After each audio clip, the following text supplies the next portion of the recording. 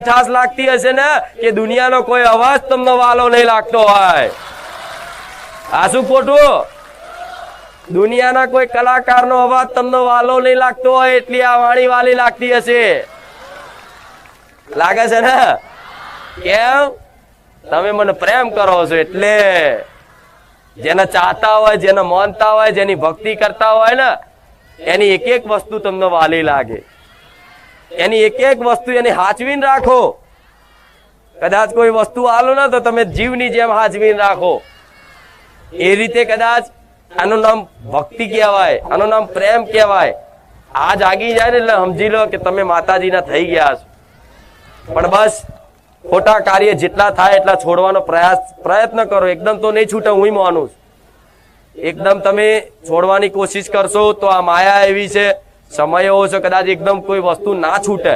પણ કોઈ સોગંદ સંકલ્પ કરવાનો નહીં, પણ માતાજીને રોજ પ્રાર્થના કરવાની કે માં આ સત વસ્તુઓ બધી હવે ત્યાગી દેવી છે, છોડી દેવી છે. માં આ ખોટા વ્યસનો, ખોટા આડાવરા ધંધા, ચોરી, બેમાની, કોકના નેહાકો લેવો, કોકનો મજાક કરવી, કોકની નિંદા કરવી, કોકની નિંદા સાંભળવી, માં આ બધા પ્રપંચ છે ને અમારે છોડી દેવા છે. આ પ્રપંચ કરવા, પ્રપંચ એટલે શું? પંચાયત, પારકી પંચાયત.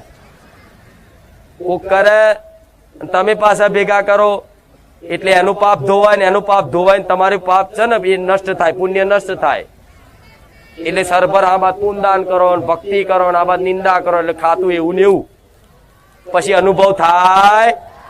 એના માટે તો વાણીની સંયમતા, ઇન્દ્રિયોની સંયમતા બધું બહુ આવે, પણ સ્ટેજ હજુ પહેલા ધોરણમાં છે. 12માનું માં ના શીખવાડ દેવાય, નકર નપાસ થાવ.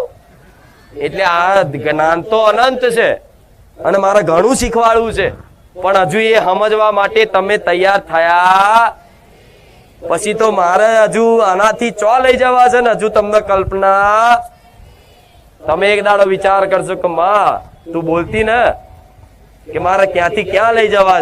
આજમાં અમને ખબર પડી, ત્યાં મારો બેડો પાર કરી દીધો. તમને એવી અનુભૂતિ થશે કે કદાચ ભગવાન બનીને મારી માં આવી. આવી અનુભૂતિ કરાવવા માંગુ છું.